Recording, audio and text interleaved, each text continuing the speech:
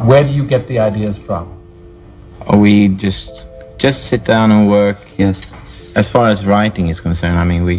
One of the most famous pop groups in history, ABBA, enthralled audiences all over the world with their catchy songs and spectacular live performances. However, beneath the glitzy exterior was a web of intricate connections and private conflicts that would ultimately result in their tragic breakup. Come along as we explore the little-known tales of love, grief, and resiliency that influenced ABBA's path. Learn how the ties that created their renowned music also served as the threads that caused it to fall apart. What actually took place in the background? Let's examine the moving incidents that fundamentally altered the relationship between Anni-Frid Benny Andersson, and ABBA. Agnetha Falskog, Björn Ulvaeus, Benny Andersson, and Anni-Frid from ABBA in Stockholm in 1972. The initial letters of each member's given name were used to create the group's name.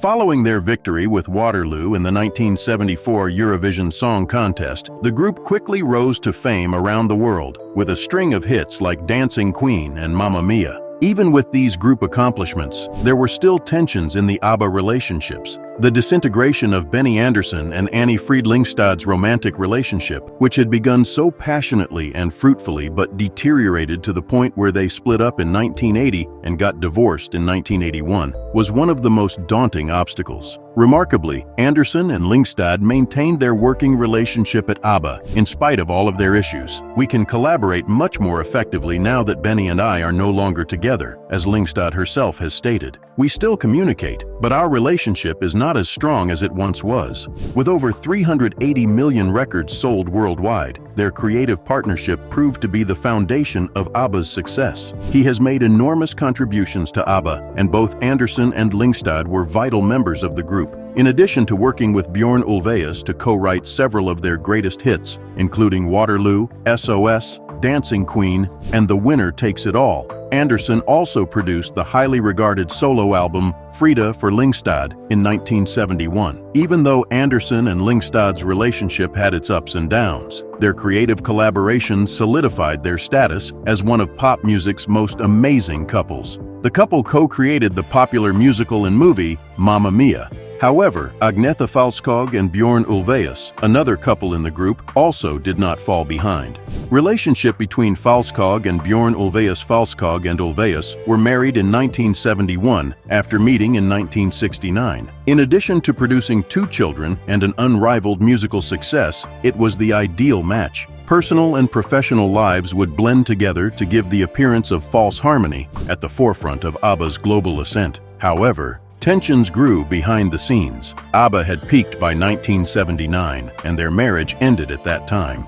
Although the divorce was initially presented as friendly, it was emotionally draining for both parties. Falskog and Ulvaeus continued to work together in ABBA, despite all of their personal disputes. Ulvaeus was writing the heartbreaking lyrics to The Winner Takes It All during their divorce. Falskog's performance of her own feelings was powerful, but as time went on, she found it harder and harder to sing the song because the emotions it evoked, namely grief and loss, came too close to the bone. Falskog and Ulvaeus continued to be the foundation of ABBA's success despite their marital issues. The band's lasting legacy depended heavily on their ability to distinguish between professional collaboration and emotional conflicts. Together, they contributed to securing ABBA's legacy in music history, all the while privately bearing the high price of upholding this delusion. When Ulvaeus revealed his new girlfriend, Kristina Saas, who was 28 years his junior, to the world in 2022, his personal life took an unexpected turn. Since Kristina was employed at Universal Music Group to promote ABBA's Voyage album, the two had been dating. Ulvaeus and Kristina made their first public appearance together at the premiere of his musical adaptation of Pippi Longstocking. Ulvaeus said that Kristina plays a significant role in his life and that he is happy to have this new relationship. When Falskog separated from Ulvaeus in 1980, she found that happiness was much harder to achieve. Even though the media and her fans found her life after the divorce to be very fascinating, she ended up getting caught up in a string of troubled relationships. She briefly dated Swedish ice hockey player Peter Cedergren in the early 1980s before getting married to surgeon Thomas Sonnenfeld in 1990. Their marriage was notably quiet, Before their 1993 divorce, the public was unaware of the marriage because it was so secretive. Beginning in the mid-1990s, Falskog entered into one of her most unlikely marriages with Gert van der Graaf, a Dutch forklift driver and ardent ABBA fan. According to reports, van der Graaf pursued Falskog assiduously for 2 years prior to their romantic debut in 1997. The two stayed together for a number of years in spite of this precarious basis. Falskog's numerous struggles. Nevertheless, Falskog's emotional troubles were not solely caused by her romantic life. The most well-known voice of her generation, however, continued to battle significant insecurities throughout her career. ABBA's divorce and breakup had a severe negative impact on her self-esteem. Being thrust into the spotlight did not sit well with Falskog, who was a recluse. This exacerbated her issues with confidence, which were already weakened by her public persona. She has stated that she frequently dreamed of being eaten alive by fans and has long been uncomfortable, even afraid, in front of big crowds. Her loneliness was exacerbated by a terrifying experience in an electric storm that exacerbated her fear of flying. Falskog's perceived rivalry with Anni-Frid, another ABBA member, added to her inner demons.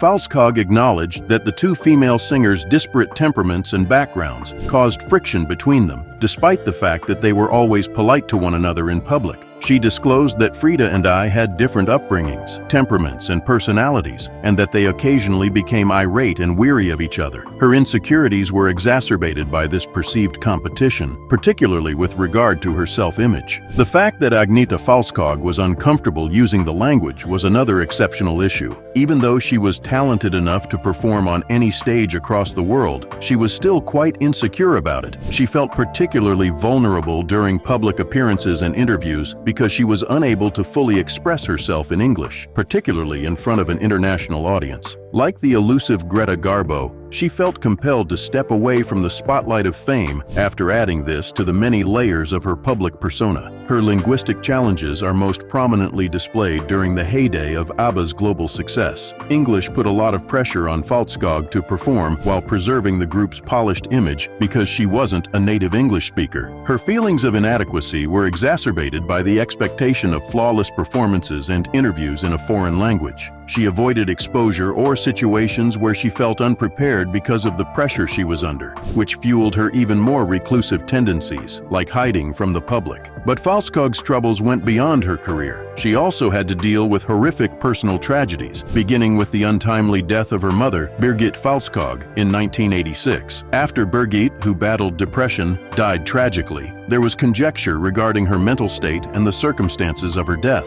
Birgit's mental health had gotten worse after years of marital issues with Agnetha's father, Ingvar, because of Ingvar's alcoholism, which caused tension in the marriage. Agnetha was devastated by this tragic event and kept the death of her mother a secret for over 10 years. It appears that she misled the public in her autobiography by claiming that Birgit had died in an accident, which was a highly delicate and stigmatized period in the history of mental health problems. Falskog visited her father multiple times after her mother passed away, despite the fact that his declining health had already led to his placement in a special care facility. Birgit's death only served to further alienate Agnetha, as his alcoholism had already caused a rift in their family long before he passed away. She would subsequently admit that after her mother passed away, she felt totally alone and had to cope with her trauma alone. As if losing her mother wasn't devastating enough, he passed away from alcohol-related complications the following year, in 1995. Ingvar was a retired factory worker who struggled with alcohol for many years, which made his marriage even more strained and left Agnetha feeling completely abandoned. This was yet another devastating blow to her mental health, because losing both of her parents in such a short time greatly increased the feelings of weakness and loneliness she had already experienced throughout her life. Falskog's withdrawal from public life was intensified by all of these personal tragedies. Given her lack of confidence, stage fright, and crippling fear of flying, her parents' deaths, which were emotionally draining, further exacerbated her reclusive behavior. According to her biographer, everything about her changed the instant her mother committed suicide. She distanced herself from the outside world. People began to notice how strange she had become at that point. While fighting unresolved grief and personal demons, Agnetha sought protection in her retreat. She found ways to express her pain, including through her music. My Coloring Book, an album of her own renditions of the most significant songs from the 1960s, was released in 2004 1994. On this album, she sang of longing and nostalgia with a sweet, slight voice that carried a depth of emotion. A preview of what had been concealed in her emotional landscape for all these years was given to the listeners right away. Even though her life was tainted by loss, Falskog's dazzling fortitude came to light as her music continued to resonate with her fans. Falskog and Nordstrom relationship. In 2005, Agnetha Falskog's life took an unexpected turn when her long-standing friendship with businessman Bertil Nordstrom developed into a romantic relationship following years of loneliness and fruitless relationships. Since the 1980s, the two had been acquainted. The world of ABBA fans was ecstatic when they went public with their romance. As a prosperous businesswoman and close friend of the Swedish royal family, Nordstrom provided stability and friendship to her life. Their relationship came as a surprise because of his high-profile status, which allowed him access to Stockholm's royal palace. Agnetha had previously spent years away from the spotlight. This relationship ended soon after they made their public debut together, despite the initial optimism. Even though the romance ended, Agnetha had undergone a significant change after more than 2 decades of essentially isolating herself. This romance with Nordstrom, who rarely left her house, suggested a new chapter in her life, and even suggested that she might be able to get over some of those profound personal losses. These included her father, Ingvar, dying only a year after her mother, Birgit, committed suicide in 1986. Some of the heavy emotional burden that Agnetha had been carrying around for so long seemed to be lifted by the brief romance with Nordstrom. Many of the optimistic times in her career had been overshadowed by her severe flying phobia, stage fright, and lack of confidence. This relationship ended, and Agnetha went back to living a solitary life, where she once more found solace in solitude, as she had spent the majority of her life in solitude. The going got tough amid all of these personal setbacks, but Agnetha and her musical ability continued to thrive, and her legacy continues to this day, touching the hearts of fans all over the world. However, the brief relationship with Nordstrom turned out to be a turning point, and she finally emerged from the shadowy corners of her memory and entered the moment of love. The mother of another ABBA member, Anni-Frid Frida Lyngstad, also experienced a life filled with significant personal losses. Frida was born in Balingen, Norway, on November 15, 1945. Her birth was somewhat messy. During World War II, her father, Alfred Hasse, was a German soldier stationed in Norway. He was thought to have died because his ship was sunk on the way back to Germany. As a result, Tinny Lyngstad, Frida's mother, was left to care for her daughter by herself. Frida, her mother, and her maternal grandmother, Agni, moved to Sweden when she was just 18 months old. Fears of retaliation against those who had ties to the Germans during the war were the primary cause of this action. Regretfully, on September 28, 1947, when Frida was just 2 years old, Cinny passed away from renal failure. She left Frida in Tortola, just outside Eskilstuna, Sweden, to be raised entirely by her grandmother. Frida was so shocked by her mother's untimely death that it permanently altered her identity and emotional world. Frida had a very loving but motherless childhood, raised by their grandmother. Because of the death of her mother, Frida was raised with a strong sense of fortitude and independence. Naturally, it was only in her later years that she was able to recognize how her upbringing without her mother had shaped her perspective on relationships and life in general. Even though this loss clouded her early years, Frida was able to cultivate her love of music, which would soon lead to her career in the popular voices of ABBA, thanks to the stability and supportive influence of her grandmother. Frida was able to establish a strong connection with her audience, who frequently hear emotional themes. By incorporating these early emotions of loss and displacement into her music, Liselotte's death. Regretfully, Frida would experience the loss once more in a form that was even more devastating. Her daughter, Liselotte Kasper, lost her life in a car accident on January 13, 1998. Frida faced a great deal of emotional turmoil after Liselotte passed away, which compounded her grief over the death of her mother years earlier. Frida suffered a great deal emotionally as a result of the accident, which made her life even more depressing. Frida and her first husband, Ragnar Fredriksson, welcomed her into the world on April 15, 1967. The only child of Frida, who had a particular place in her mother's heart, was Liselotte. She had been shielded from the intense media attention that followed her mother's success as a member of ABBA during her early years. Following her own path, Liselotte gave birth to a son named Jonathan. Lotte was a victim of a deadly vehicle accident in Livonia, Michigan, on a fateful day in January 1998. She passed away at the young age of 30. Lotte was struck with such force that she died instantly. Being thrown into a severe case of grief devastated Frida. Following this mishap, Frida turned inward and ceased making public appearances. She even abandoned an album she was meant to complete. She acknowledged in interviews conducted after the accident how difficult it was to move past such a horrific loss. The world seemed to be ending. In 1999, Frida's grief was exacerbated by the death of her husband, Prince Heinrich Russo, just a year after the daughter's death. On March 27, 1950, Prince Heinrich Russo, a landscape architect and heir to the once dominant House of Royce, was born in Switzerland. Her marriage to Frida on August 26, 1992, became the most significant event in her life, and she was formerly known as Princess Rus, the Countess of Plauen. One of the best aspects of Frida's life in the 1990s was this affection and amiable friendship. Frida frequently described Russo as a delightful, humorous, and spiritual individual, and his presence provided her with much-needed stability and happiness. Frida loved the close-knit family environment he created by bringing his two daughters from a previous marriage into her life as well. However, Prince Russo was diagnosed with lymphoma in 1999, and the disease progressed quickly. Frida was devastated for the second time when he passed away in Stockholm on October 29, 1999, at the age of 49. Despite his strength and valiant fight against the illness, Frida experienced a protracted period of grief and withdrawal as a result of the simultaneous deaths of her husband and daughter. As she thought back on her loss, she explained how the immense grief had engulfed her at the moment and appeared to have consumed everything in her immediate vicinity. She testified that God, friends, and family supported her during it all, but it was still painful. By spending a lot of time outside and doing good deeds that matched her values, she did start to emerge from it somewhat. Over the years, Frida gradually made a comeback to the public eye, rediscovering her music and reclaiming her place as one of ABBA's most recognizable voices. Many admirers have been moved by her life story of survival and loss, which stems from both her talent and her fortitude in the face of hardship. Although Frida's emotional landscape is deeply scarred by the tragedies in her life, her unwavering spirit and musical legacy continue to inspire.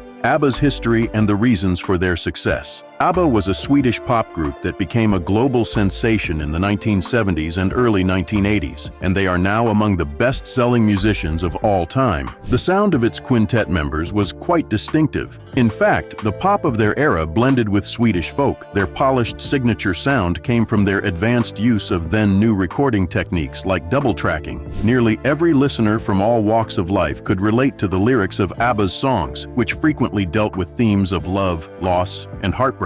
During the disco era, their songs became a social movement, particularly in the gay community. It was easy to see their carefree style as a way to empower and escape from reality, thanks to songs like Dancing Queen and Mamma Mia. In addition to the music, this group's amazing stage presence and costumes won over many hearts and enhanced their reputation in the pop industry to match their charisma on stage. As a worldwide superstar, ABBA reached their peak in the late 1970s when their albums and singles topped the charts. Despite the fact that it was 1976, Arrival's release marked a sea change in their career. Money, Money, Money and the single Knowing Me, Knowing You are two of its best-known songs. However, despite all of the group's apparent success, internal conflicts were about to surface. The band's two married couples, Benny Andersson and Anni-Frid Lyngstad, better known as Frida, and Bjorn Ulvaeus and Agnetha Falskog, had to deal with mounting personal issues that hampered their ability to work together professionally. Creative tensions arose regarding the direction of their music as the members' artistic visions began to diverge.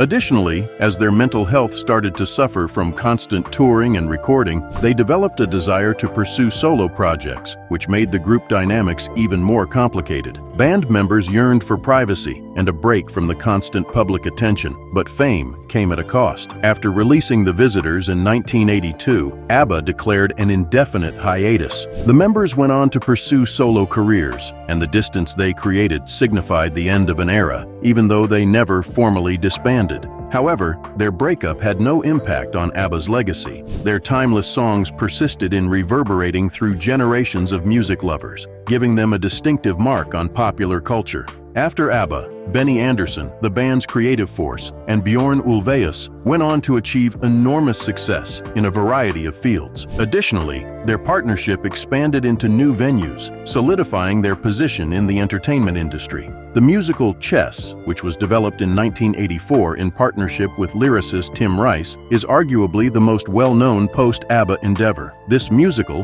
which takes place during the Cold War, was well received by critics and sold well. One Night in Bangkok, a popular song, demonstrated Andersson and Ulvaeus's ability to transition from pop to theatrical composition. Their subsequent work together, Kristina Fran Duvamala, which was inspired by Vilhelm Moberg's Emigrant series, was a potent illustration of the pair's strong ties to Swedish culture and history. The musical was well received by Swedish critics, demonstrating their depth and ability to tell stories through music. However, Mamma Mia was without a doubt their most successful endeavor after ABBA. Some of ABBA's greatest hits were featured in a 1999 jukebox musical that brought their music to a new audience. This musical proved to be extremely popular all over the world, as evidenced by the numerous international productions that were staged and the 2008 film adaptation. In addition to their joint performances, Andersson and Ulvaeus each gave a number of solo performances. After that, Benny focused on writing and producing music, putting out solo albums like Piano that highlighted his work as an instrumental composer and pianist. His diverse interests in music were frequently reflected in his classical influences. While maintaining a close working relationship with Benny and working on some of his own creative endeavors, Björn continued to compose music for musicals and produce some television music. Together, ABBA's legacy as a band, and as a result of their ongoing success, remains a timeless representation of musical innovation, cultural influence, and artistic tenacity. ABBA rumors and comeback. Since their 1982 split, ABBA has been the subject of numerous rumors and conjectures regarding their potential return. It was widely known in 2000 that the group turned down a world tour offer worth €1 billion or $1.1 billion. For personal reasons and due to the emotional complexities of their previous relationships, Agnetha Falskog, Björn Ulvaeus, Benny Andersson, and Anni-Frid had all ruled out the possibility of reunification at that time. One element that has demonstrated their concern for the honor of their legacy over the lure of wealth. Even though the offer was flattering, Björn later clarified that it was time to move on from their past as ABBA and not be constrained by it. However, in April 2018, ABBA surprised everyone by announcing their reunion and going into the studio to record 2 new songs, Don't Shut Me Down and I Still Have Faith in You. Voyage, their first album in 40 years, featured these singles and was released in September 2021. The album did, in fact, arrive on November 5, 2021. It featured 10 brand new songs that restored ABBA's status as pop icons while incorporating some contemporary elements. They advanced in music history with the album's widespread critical acclaim and commercial success. The new songs' themes of resiliency and nostalgia appeal to both new and seasoned fans. I Still Have Faith in You is notable for its ability to convey a strong message of hope and continuity while retaining the emotional depth that is consistently present in ABBA's songs. The song's emotional impact and timeless appeal enabled it to connect with listeners in an era of rapidly shifting musical preferences. The 3,000-seat ABBA Arena in London's Queen Elizabeth Olympic Park hosted the ABBA Voyage concert series premiere on May 27, 2022. Alongside a live 10-piece band, this exciting new concert showcased the band members' digital avatars or avatars as they appeared in 1979. Motion capture was used to bring the members to life, and industrial light and magic were the technologies behind this advanced avatar technology. Such performances have opened up new avenues for live music and, for some, have been the first to fuse live performance with digital artistry. London has benefited greatly economically from the ABBA Voyage concert series, which has achieved both critical and financial success. Over 1 million people visited it in its first year, bringing in about £322 million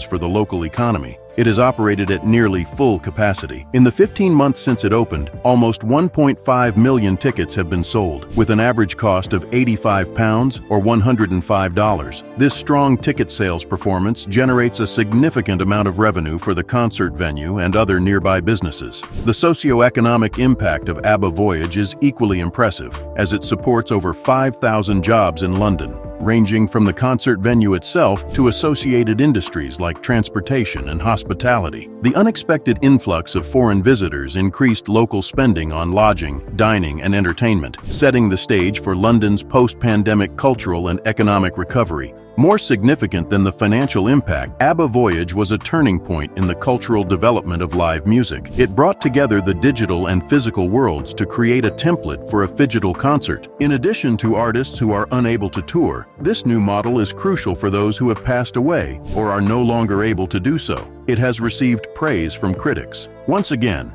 ABBA has paved the way for artistic advancement, and this innovation will be the future of live performance. ABBA Voyage is evidence of the band's incredible ability to stay creative in the face of shifting musical tastes and genres. We are honored to use this innovative technology to present our music to a new generation, as Bjorn Ulvaeus stated. In addition to reigniting interest in their songs, ABBA's reunion and the release of ABBA Voyage have shown how adaptable the group is to shifting entertainment trends. Old and new fans were delighted by new singles and creative live performances, which also had an impact on London's economy and enhanced its cultural environment. Additionally, ABBA's legacy is still alive and relevant today as they continue to perform for audiences all over the world. How do you feel about the amazing reunion and journey of ABBA? If you like this video, please hit the like button and subscribe for more motivational tales. You can also leave your thoughts in the comments section.